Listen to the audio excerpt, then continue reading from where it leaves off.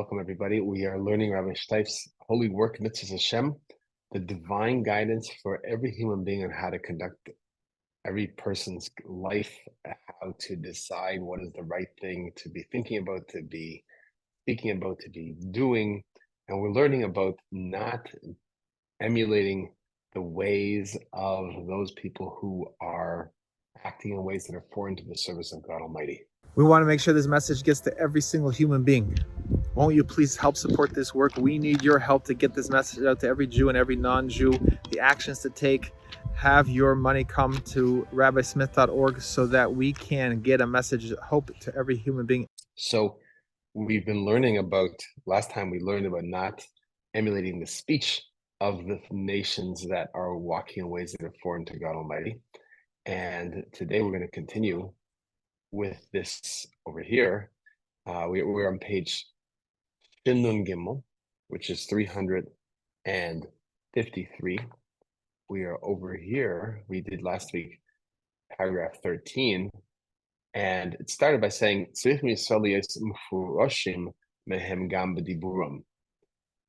the children of Israel need to be separated from them, from those nations, the way the people of the world can conduct themselves in their speech. These are people whose way of life is foreign to the service of God Almighty. And it says, Kain Kosa Bahasmag, Lamed Ches. Nun. And so writes the Smag, Sefer Mitzvos Gedolos, which is a compilation of the mitzvahs of the Torah in the negative commandments, the things that a person shouldn't do, in the 50th commandment. And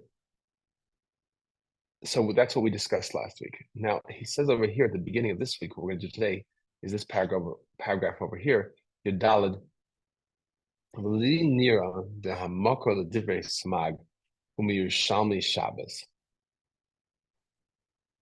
So the Rabbi Steif is saying that he believes that the source for what the Sefer Mitzvos Gedolos, the Smag, says that it's for necessary for the children of Israel to separate themselves from the speech, the way of speech of those who are not following the service of God Almighty. The source is in the Talmud, in the Yerushalmi Talmud, which is the Jerusalem Talmud, in the Tractate of Shabbos. And Shanosham, it says over there, teaches over there, Chai Devarim Shegazu Beis Shammai Beis Hillel. It lists over there 18 things that were decreed by Beis Shammai and Beis Hillel. Shammai and Hillel were two great Torah sages, leaders of their generation, in parallel to each other. And they each had Talmudic yeshivas. Yeshivas are people studying Torah. And the one is called Beis Shammai, the house of Shammai, and one is called Beis Hillel, the house of Hillel. And they made 18 decrees. Amanu Sham B'nehem l'shenis ha'akum.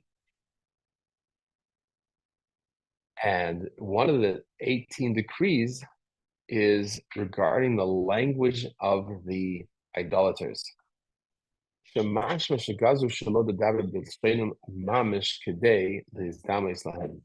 it's we can understand from this that the Talmud Yerushalmi is saying that they decreed, Beis Shammai and Beis Hillel decreed that the children of Israel should not speak in the ways, in the manner of the idolaters, literally, in order to emulate them.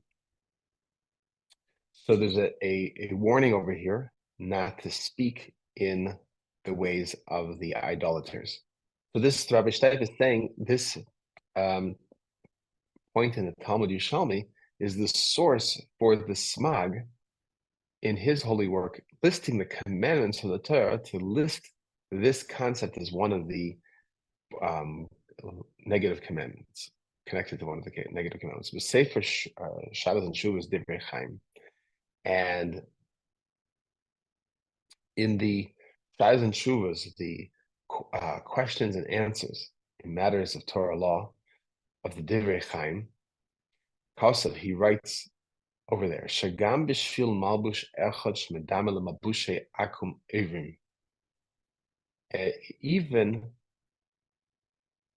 if a person is wearing one piece of clothing that is similar to the garments of the idolaters, that is transgressing. The Sefer Bris Moshe Tzayin Sefer Arach Shin Yud.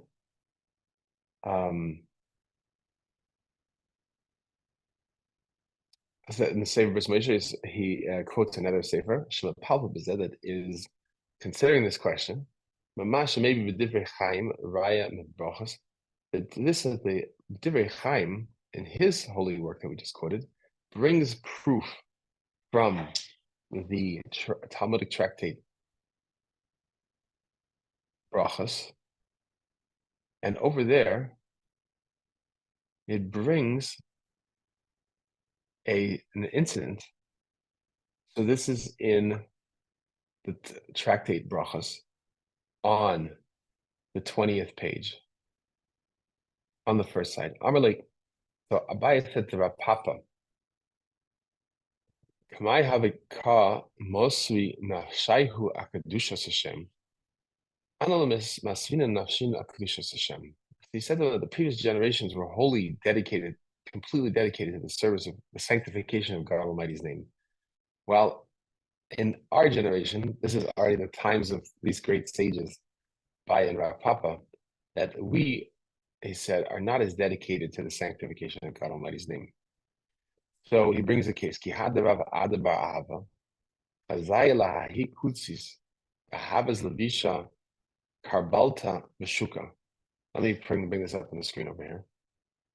So here we're reading from the Talmud Bavli, from the page 20 of the tractate Brachos. He says, Ki hadarav adabar ahava, this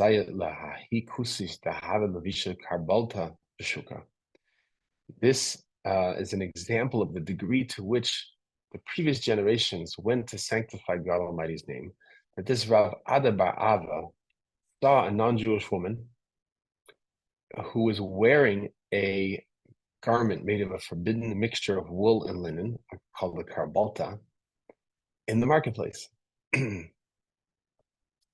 And the reason these mixtures of wool and linen are forbidden, because this is the way of the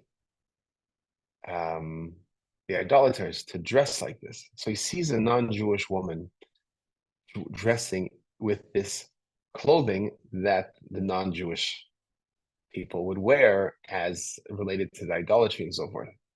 Savadabasi Sohi, Kam Kari Minai. He thought, this Torah sage, Rav Ada Bar Ava, thought that she was a Jewish woman. He didn't realize that she was not Jewish. He thought she was Jewish, wearing the garments that were typically worn by the idolaters. So what did he do? So he went ahead, he thought that she was Jewish, and he went and he ripped this thing off her. He tore this head covering off her because she was wearing something that was forbidden. It was emulating the ways of the non-Jews. It was then divulged, it then became apparent that she was not Jewish. And what happened? She took him to court because he embarrassed her, he humiliated her in public. And he was found guilty. He was found liable, and the court fined him 400 zuz as payment for the shame that he caused her. Amrla, so he asked her, Mashmich, what's your name? Amrla, Amrle, Matun. Masun. She said, answer back to that, her name is Masun. Amrla, Masun Arba Ma'ah Zuzei Shavi. he said to her that her name indicates Masun is the Aramaic word for 200. So her name plus an additional 200 is worth 400 zuz, which is the amount that he was fined. So he brought out a point that her name, it was a hint at this fine that he had to pay because he publicly humiliated her, and then she was vindicated, and he had to pay this fine. So if we go back over here, how could he go ahead and do this? I mean, just say, okay, so he, in this particular case, he made a mistake because he was going and doing this to someone who was not Jewish, and he was being particular. He was intending that she was Jewish. He thought that she was Jewish, and therefore he was going to make this point that she was conducting herself inappropriately by emulating the ways of the idolaters. So the question is, what's the status of this forbidden emulation? So let's continue with Rabbi Steif, what he says over here. That im lohaya b'zerak isa derabanan. If the prohibition of emulating the ways, the dress of the non-Jewish people that are idolaters and so forth, and their ways are foreign to the service of God Almighty, if this was only a rabbinic prohibition, he wouldn't have gone to this extent of publicly humiliating her in the marketplace.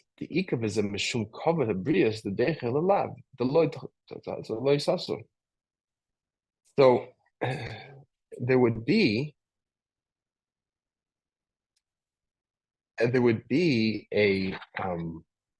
there's an obligation, the general obligation to respect the creations, to respect human beings, and to treat them respectfully and not to embarrass them.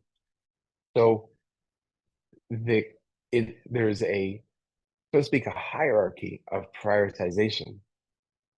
If it's a Torah commandment from the written Torah, then it is something that a person, in order to prevent that transgression from happening, could do something that's going to embarrass a person. But if it's a prohibition from the oral Torah, then it has a competing, so to speak, value, competing point over here, which is that you can't disrespect somebody. You have to respect them. You have to treat them with respect.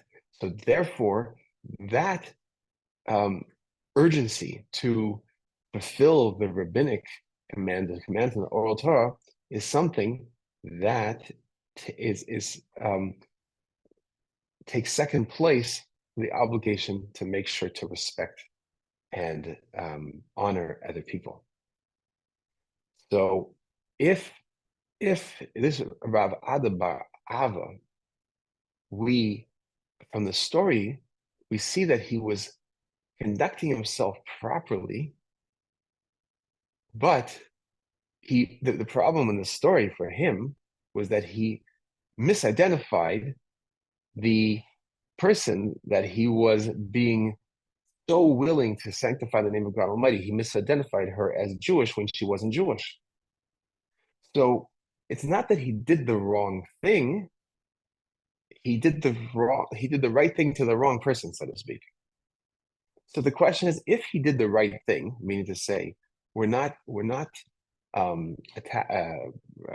rebuking him for doing it. Let's say it had been a Jewish lady that he did it to, and he had been accurate and she was Jewish, and he ripped this thing off her head covering because she was doing something inappropriate by emulating the non-Jews. The question is, how could he have done this? It's still a shocking thing that he did. He has an obligation to honor the creations. You can't go and just humiliate somebody. The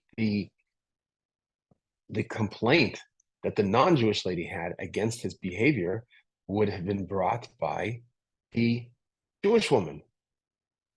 How could he humiliate her in public? We learned already, by the way, that the importance of a woman, even a non-Jewish woman, covering her hair. So how could he go ahead and a married woman? So how could he go ahead and do this to a person in public? So the question is, if he could do this, if we're not taking him to task for what he did, and we're saying that what he did was appropriate, it must mean that the call that he had for this act of zealousness must have come from a source that supersedes even the obligation to respect the creations. And the only thing that would come to that, rise to that level, is a Torah commandment from the written Torah that requires a person to do that commandment. And take secondary consideration is the honor of the person. If it was from the oral Torah, then the consideration of the honor of the person would take precedence over the act of being zealous and sanctifying God's name. So we could see, therefore, that it must mean, Rabbi Steif is saying, or he's from the Sefer, the holy book that he's quoting, it must mean that Rabbi Ada bar Ava was doing something that was really a commandment from the written Torah. Because if it had been a commandment from the oral Torah, then Rabbi Ada bar Ava would not have gone and humiliated her in the marketplace. The ika bezeh mishum kavod abrius the deichel alav v'lo sasa. It would because there would have been, if he did that, there would have been a prohibition,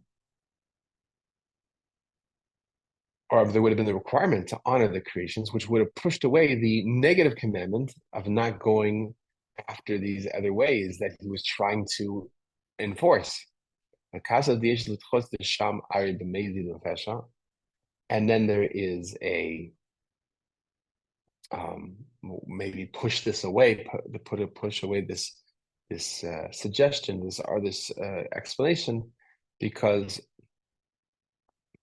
here was talking about a person that was doing something intentionally and in a way of intending to rebel against God, meaning to say in the case that it would have been a Jewish woman. So even though if it was an oral command or a command from the oral Torah, the fact that she was doing it in a way to publicly be a defiant, then that might have given Rabbi Ada bar Ava the responsibility to make this public display, even though it embarrassed her, because even though the source is from the oral Torah, nevertheless, her brazenness of wearing it would have been something that would have brought it to the level where he could take that public action, even though it humiliated her. So it would have overcome the obligation to make sure to honor the creations, honor the people. It's Zion of Abraham, Simon Samach Vav, Shin Vav, Sefer, and look also further into the Magen Avraham at the end of his writings in a particular portion of his Sefer. So the bottom line over here is a discussion about how important is it, this concept of not going in the ways, not emulating the ways of the non-Jews who are conducting themselves in ways that are foreign to the service of God Almighty. Rabbi Steif is discussing here what's the source for the Samag. The Samag, the Sefer Mitzvos Gedalos, which we quoted at the beginning of paragraph 13, is writing about commandments from the written Torah.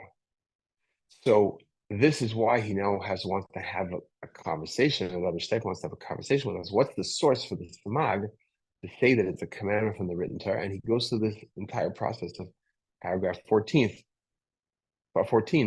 to be able to say, well, here's a reason to believe that it's really the Samag would have a source to say and he brings us from the Divrei Chaim, an example of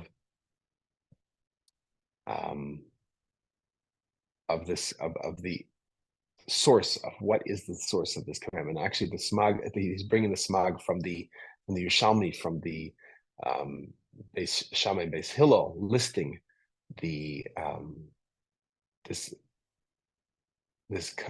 instruction,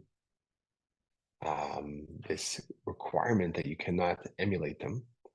But the question is the decree of Beis Shammai, Beis Hillel, is the basis of their decree based on a source in the written Torah, or is a source in the oral Torah? And so that's where he goes then into the Divrei Chaim, the Shut of the Divrei Chaim, the Shalas and Shuvas of the Divrei Chaim, to then discuss what is the source of this, and bringing the conduct of Ava Ba'ava to show that there is a reason to believe that his conduct was guided by the understanding that it's actually this not emulating the ways of the non-Jews that are not serving God Almighty is itself a commandment from the written Torah. Okay, so the bottom line from this is, for our purposes, is to understand the importance of this, how far this goes in the importance of not following in the ways of emulating the non-Jews that are the foreign, their acts and speech and so forth is foreign to the service of God Almighty. Now, we know that there's a commandment not to do this. So the question is, what is the question over here? Why does the Divrei Chaim have a question? Why does the Rabbi Steif have a question as to where the Smag got his point of not emulating their speech? And the answer is because from the actual verse itself that we started this entire section with in chapter 35, that it says, don't go in their decrees. You might have ways, don't go in the laws of the non-Jews, don't go in the customs of the non-Jews, and so forth. You might start to think, well, is the way that they're speaking, is the way, subtleties in the ways that non-Jews are dressing, is that itself rising to the level of the explicit Torah prohibition of going in the ways of those who are foreign to the service of God Almighty?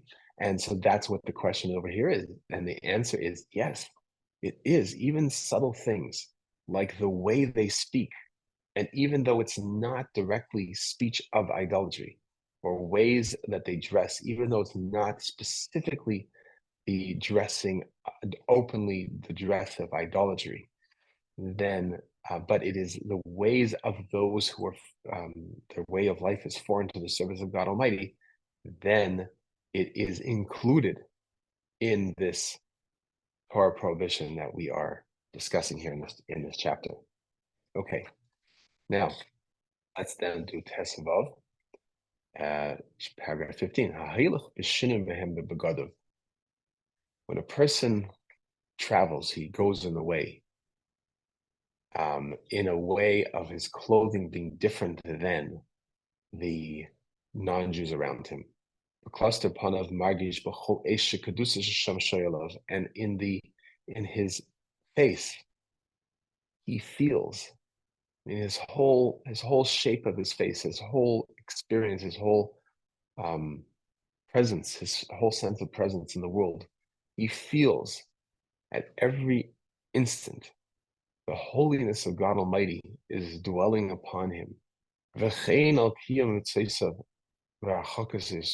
And so too in the fulfillment of God Almighty's divine commandments and distancing himself from the prohibitions, the things that are forbidden.